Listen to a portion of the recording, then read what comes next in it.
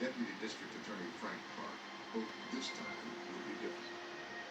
With Wright, we had a chance to finally make inroads on this kind of gang war that was going on.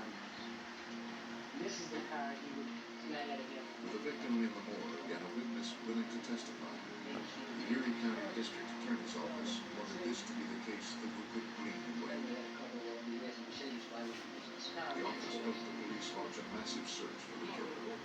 There was a manhunt of unparalleled proportions toward him in Buffalo. And the Buffalo Police Department scoured the east side of Buffalo for days and months looking for Sly Green. Missed him on a few occasions. We would get tips, constant, anonymous tips as to where Green was. We'd go and we'd look and be able to find him. Come to find out later, we were just a few steps behind him. One night, within a few weeks of the murder, investigators spotted Green's Mercedes parked in front of the home of one of his known associates. Detectives staked out the house.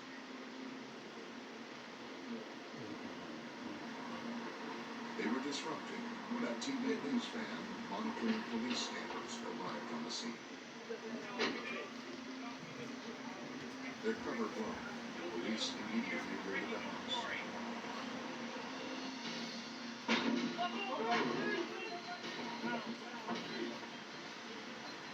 If Green had been there, he was gone.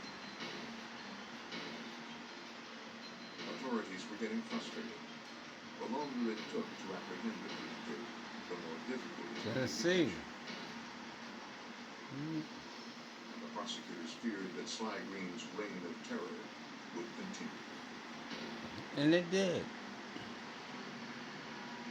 On the gang-infested streets of Buffalo's tough east side, Darnell Cottrell was gunned down in October of 1988. Police had little physical evidence, but they did have an eyewitness to the murder.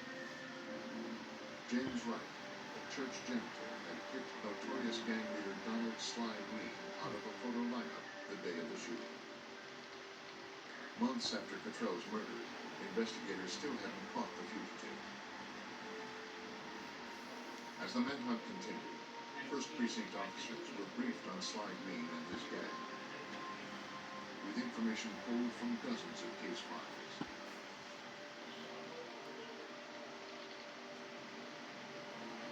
On the east side streets, detectives spoke to an informant.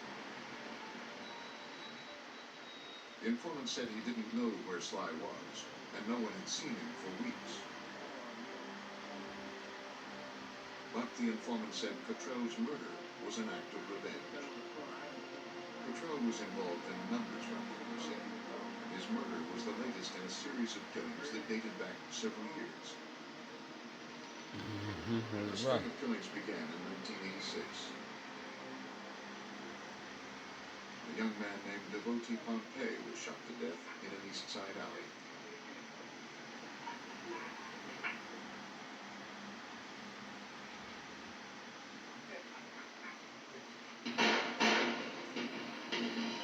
At the time, police suspected that Samuel Green, Sly's younger brother, was the hitman. Wow. Samuel Green was arrested for the murder. Police learned the murder victim had worked for an underworld numbers racket. Word on the street was he had stolen $20,000 from his employers, who in turn hired Samuel Green to kill him for the theft. After his arraignment, Green was released on bail. A few days later, he too was killed. His body was found in the front seat of his car, shot in the head. A police informant said that Samuel was killed after he threatened the bosses who had ordered the hit on Pompey, saying he would tell the police what he knew unless they gave him more money. Wow.